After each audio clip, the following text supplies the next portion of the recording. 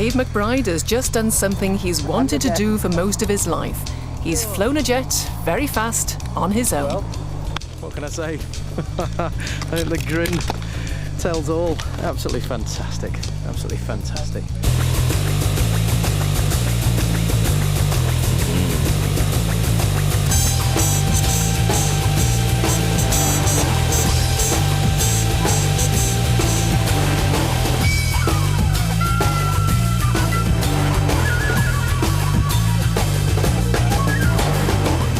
This is the story of a year in the life of a group of pilots as they try to fulfill their ultimate dream.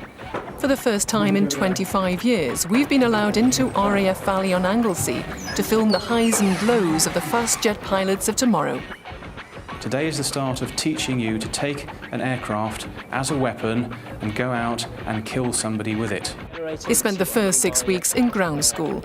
Here they got to grips with the jet engine both inside and out.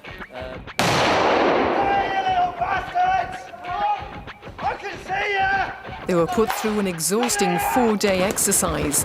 They practiced survival skills at sea. They were examined on every inch of the Hawk T Mark I. Gentlemen, thank you very much. But it's now that the hard work really begins, and only the best will succeed.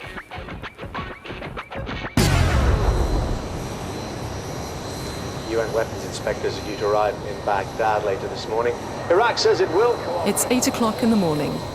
This is the pilot's first day at 208 Squadron, but there's little time to settle in. In 2 hours, they're scheduled to climb into the cockpit of a Hawk T Mark I with an instructor and fly.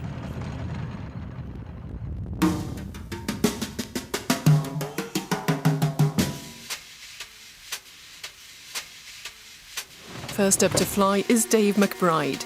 Despite the obvious nerves, Dave is no rookie. He's served as an RAF navigator for 18 years, seeing action in Kosovo and the Gulf.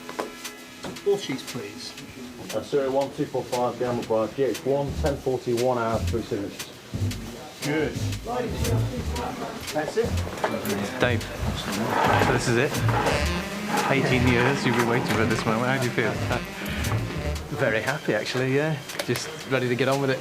Right, so scamping checks and safe direction, configuration, checking that it's set for us. Throughout all the years he spent in the back seat as a navigator, Dave never stopped dreaming of moving into the front seat as a pilot. He's now been given that chance. And never gave up, right to the point where I should have actually been leaving the Air Force this summer, having done my 18 years as a commissioned officer. And at that point, just still desperate to be a pilot. The world has changed post-Cold War, and now combat pilots are being used as peacekeepers as well as frontline troops. The RAF needs more pilots, and with his experience and commitment, Dave is too valuable to let go.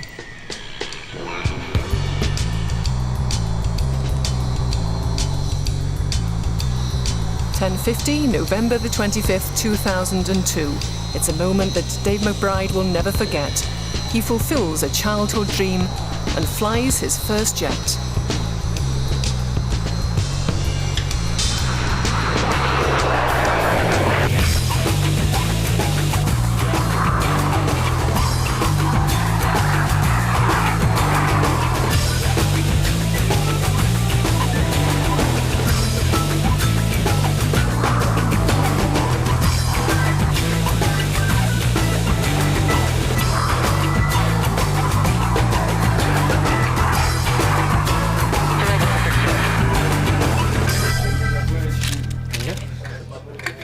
While Dave is in the air, the other pilots settle in. It's an unofficial how far you've got on the course board. I haven't actually got past the first hurdle at the moment, but obviously we've got the start here. Here are the sort of trip numbers. This is the first hurdle, which is your first solo trip. So once you've gone first solo, you're over that. The road ahead is demanding. After just 6 flights, they'll be expected to fly a jet solo. The learning curve then gets steeper and steeper, pushing them to their limits and beyond. Each fence represents a test they must pass to continue. If they can't get over these hurdles, they'll be chopped. what's facing you here, does it appear daunting? Absolutely, yeah, definitely. Rich Fawkes, Lewis Cunningham and Mark Baker are up next.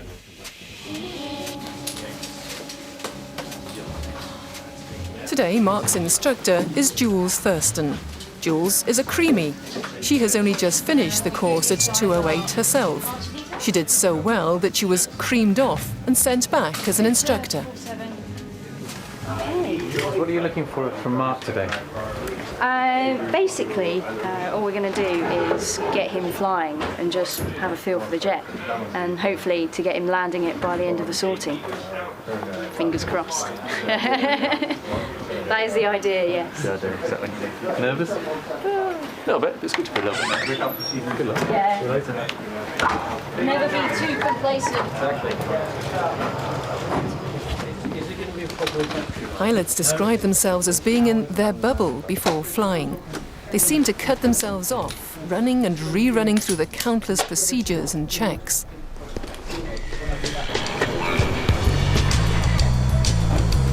Pence piece. Mark and the other pilots spent 6 weeks learning the theory of how to fly a jet. But nothing can prepare you for the real thing. I expect it to be fairly mind-blowing, exhilarating, I hope. I expect a lot to happen that I really won't have a clue about. But, hopefully we'll learn in the next few months. That should be good fun.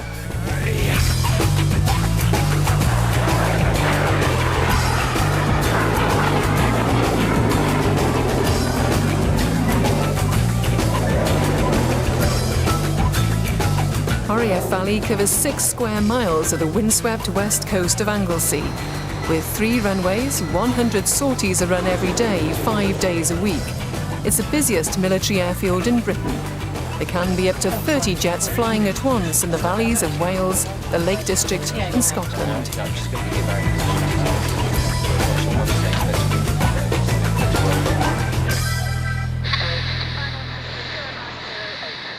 After spending an hour flying circuits around the airfield, Squadron Leader Dave McBryde comes in to land. How was it? Oh, fantastic. It's the only way of describing it. Fantastic, and the circuits worked out okay as well. Although it's never over till you've won the debrief. So, is it worth waiting 18 years for? Yeah. The first trip in the front seat, look at the weather. Just top quality. It was able to show me all the ground features as well, which is a bonus around here this time of year, I think. So, fantastic. There's only one thing on Dave's mind, and that's becoming a pilot.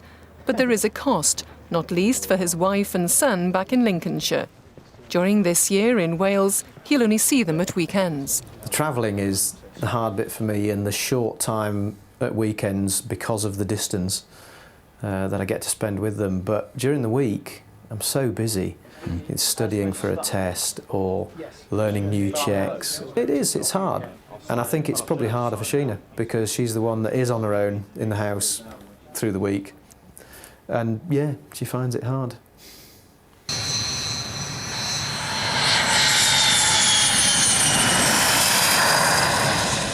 Happy with that? Easy. How do we do? Fine. Yes, very good. Not bad for a first sortie at all. Very promising. What was that like? That was fantastic, yeah, it's good. It's nice to sit in the front, be able to see what's going on a bit more. Control it? Yeah. Exactly. We'll try and control any worrying moments? The landing's going to get used to. It's very much a driving onto the runway, whereas before we've always been flaring and sort of settling it on. A bit different. And in the next half hour, the first weapons inspectors will arrive in Baghdad. All the pilots pass the first flying test, but as the pressure ramps up, things will not be so easy. When pilots fail a trip, it isn't hushed up. It's greeted with ritual humiliation, with the lobster of failure.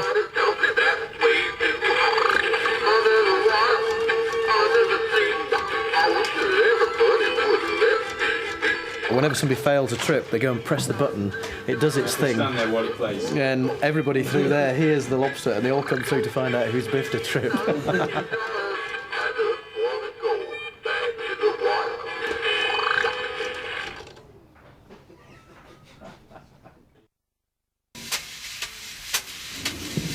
Five round check grouping. Centre ahead and mark. We're on time. Go on. United Nations inspectors are back in Iraq after nearly 4 years to search for weapons of mass destruction. The head of the UN team, Hans Blix, who's holding talks with senior Iraqi officials, described the situation as tense.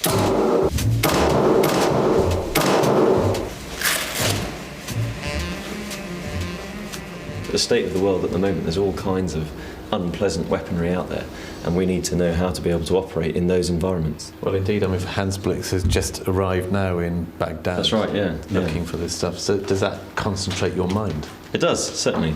Certainly. I mean, because we're going to be flying aeroplanes over countries where they're manufacturing these things, I mean, the aircraft itself has its own systems to defend us against it. But when we're back at our home base, if it were to come under some kind of chemical attack, then everyone needs to have the same level of skills to operate in those environments. All RAF personnel, from the people who sort the wages to the people who actually fly, are trained to use the SA-80 assault rifle. A crucial part of the training is to know how to survive a chemical and biological attack. We go into the CS gas respirator training facility just to see what it would be like to be operating in a gas environment. Is that pleasant? No, it's not. But for that, it's not meant to be pleasant, so that it makes you, really concentrate on what you're doing, so you don't get a lung full of CS.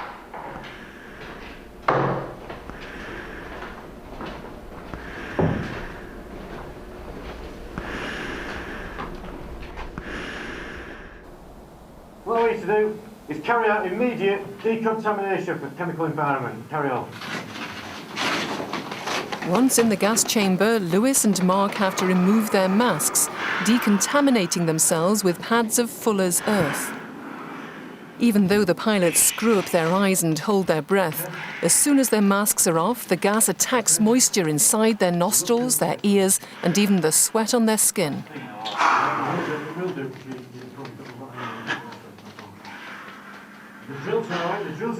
All the pilots are fine, except Lewis. He's clearly in trouble. Right, go on ahead. Right then. Right. Everybody wants to follow me out of the chamber. Right. Facing down that way.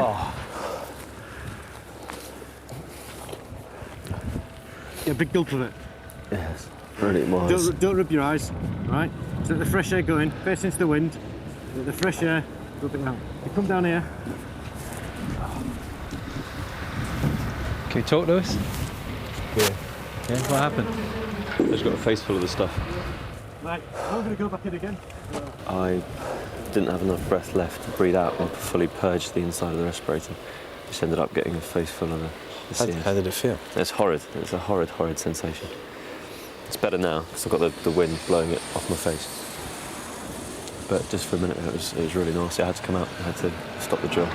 But it makes you think that if it was a real chemical weapon, then you'd have to be so perfect and so meticulous with what you were doing. Otherwise, it could easily be dead.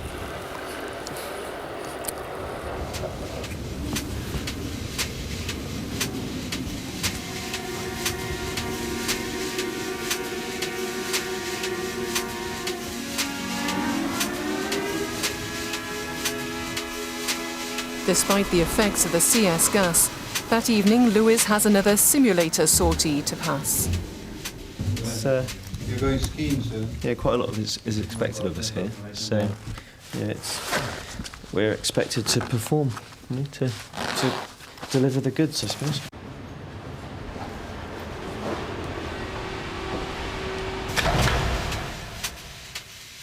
Every combat pilot on the front line has been trained at RAF Valley.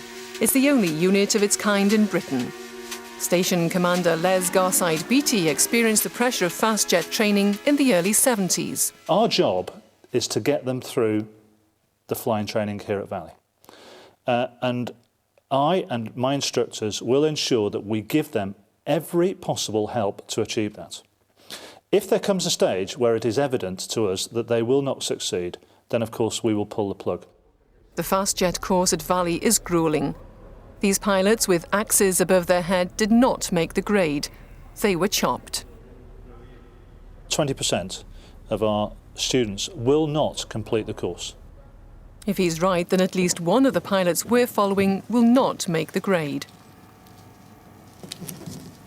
Only 1 in 40 pilots makes it to fast jets. The pilots at Valley have already excelled, but now they're about to be pushed to their limits.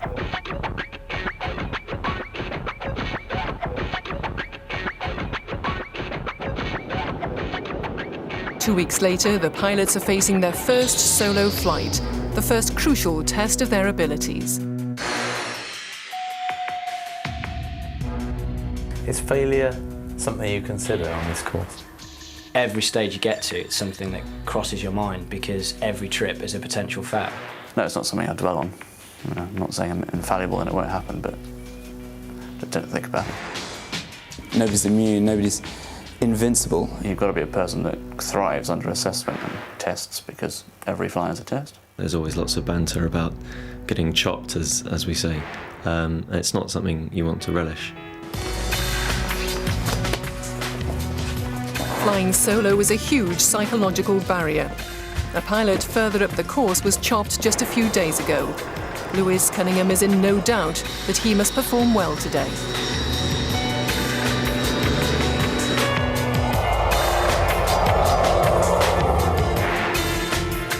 Lewis has to demonstrate to his instructor that he has the skill to take a £15 million jet up on his own and land it safely.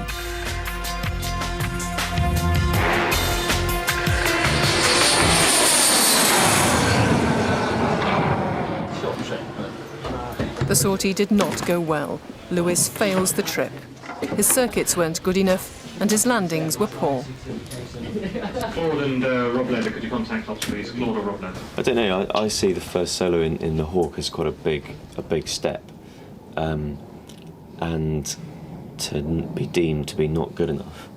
And the instructor's right, because I wouldn't have sent myself solo flying after that. It is, yeah, it comes quite hard. It is a bit of a blow. We're training them to have a lot of confidence in what they do. We're training them to think at quite incredible speeds. The aircraft flies at 7 miles a minute. They have to be able to process that sort of information that quickly to fly safely. What occasionally happens is that somebody reaches the limit of what we call their mental capacity. And I feel at the moment like I haven't got any at all, which to my way of thinking doesn't bode particularly well. But it comes as you get more comfortable with flying the aircraft and thinking about what's happening.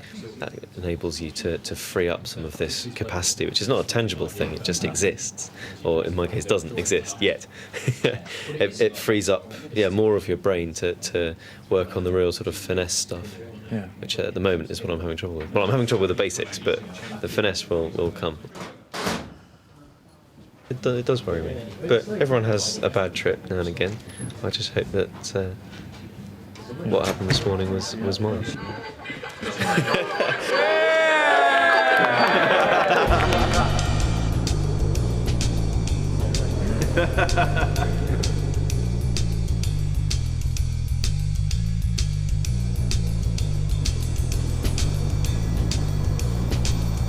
The first flight of the day is known as the weather ship. It's sent off to assess the approaching weather conditions.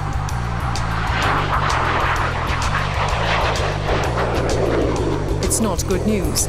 The temperature is -7. The wind is gusting to 40 knots. For the pilots to go solo, they need near-perfect weather conditions.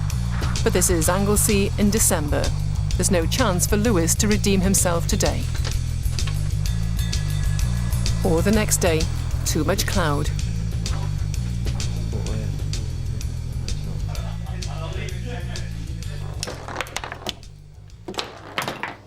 United Nations officials are analysing the thousands of pages of Iraq's weapons declaration. In fact, they have to wait a whole week. There's either too much wind, too much rain, or too much cloud. Mass destruction.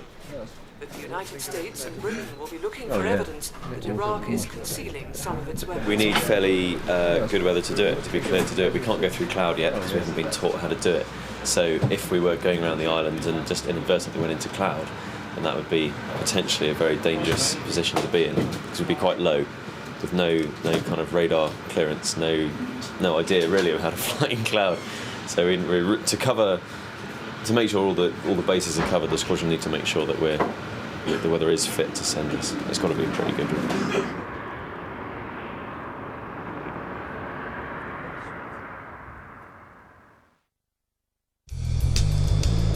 Defence officials here have confirmed that the government is taking a number of contingency measures to prepare forces for possible assault in Iraq.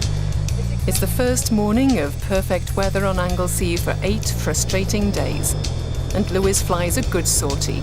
The commanding officer of 208 Squadron is happy for him to fly solo. Right, Lewis, your first solo.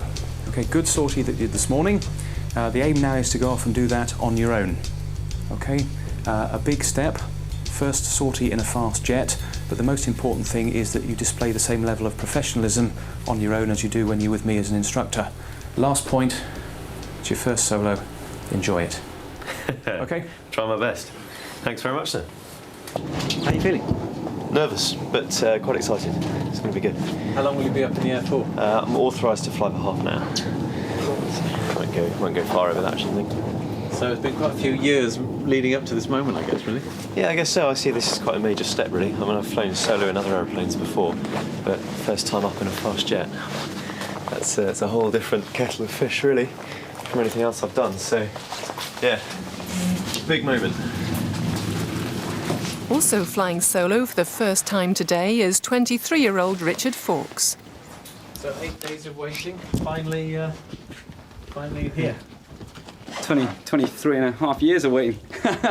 Yeah, definitely. It's been quite frustrating sitting on the ground, seeing all this cloud come over, all the high winds and all that. So it's nice to actually get a go at it at last.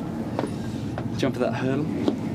Right, guys, I've let the engineers know you're walking. All the details are on the board with Phase 5. It's a lovely day, and you've seen weather conditions this morning already. There's nothing else I need to tell you. Have a safe and enjoyable sortie.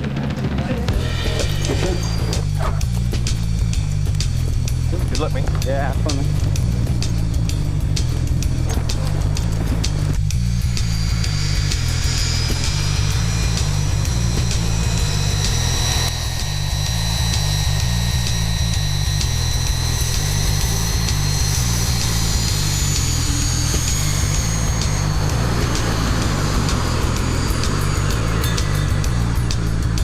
Lewis and Rich's progress will be monitored in the control tower by flight instructor Nick Cogley. Lewis is off first.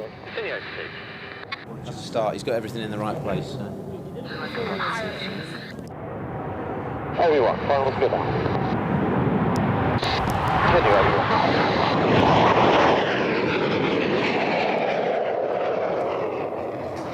Good. That's one up. Yeah, that was fine, yeah, no problem. Rich takes off next.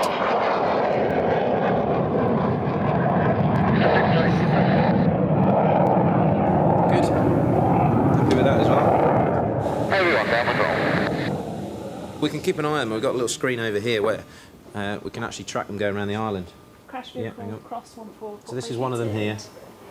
Up to one ahead. And the other chain. Just coming around the back along the Menai Straits.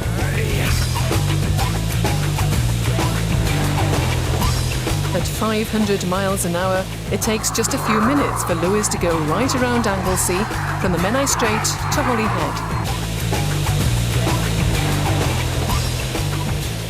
They'll obviously get priority for about 2 or 3 circuits, just so they can practice what they've learned already.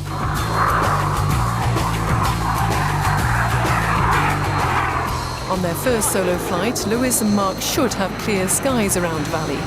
But 2 American F-15 fighter planes have requested air traffic control for an emergency landing.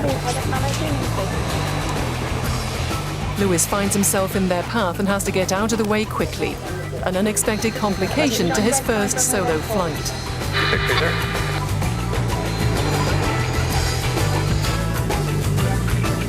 Lewis and Richard land safely, as do the Americans.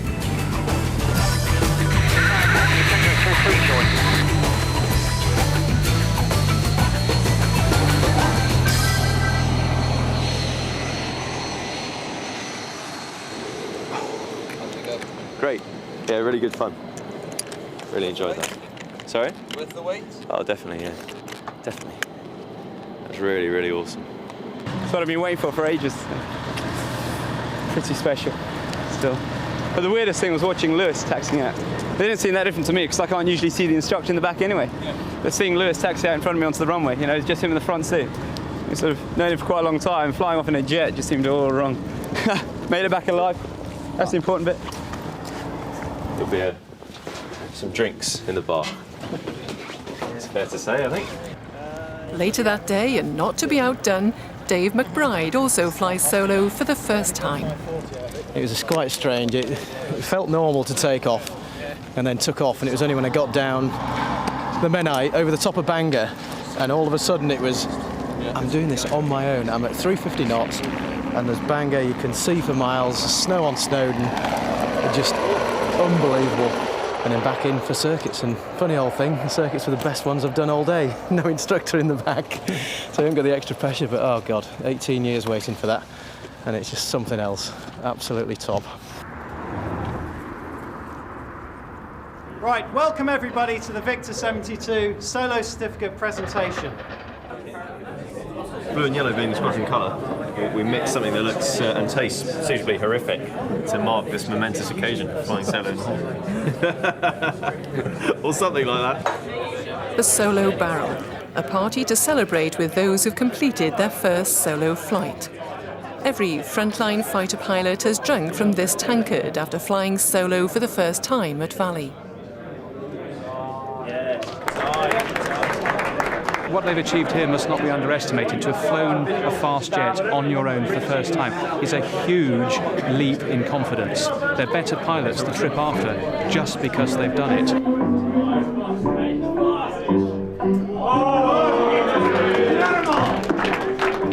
Every single fast jet pilot that has succeeded on 208 Squadron has drunk from that pot.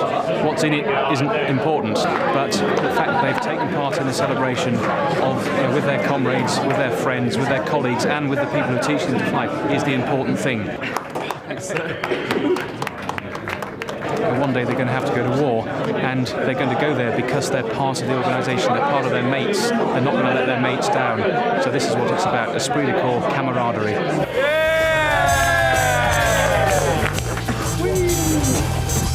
The pilots are over their first hurdle, but ahead of them lies months of mounting pressure, unremitting scrutiny, and the constant threat of the lobster of failure.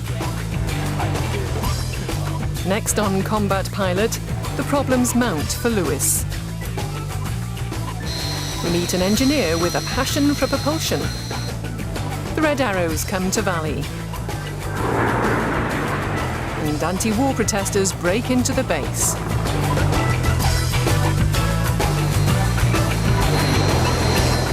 You can find out more about the making of Combat Pilot and about Life for the RAF Valley recruits at bbc.co.uk/combatpilot.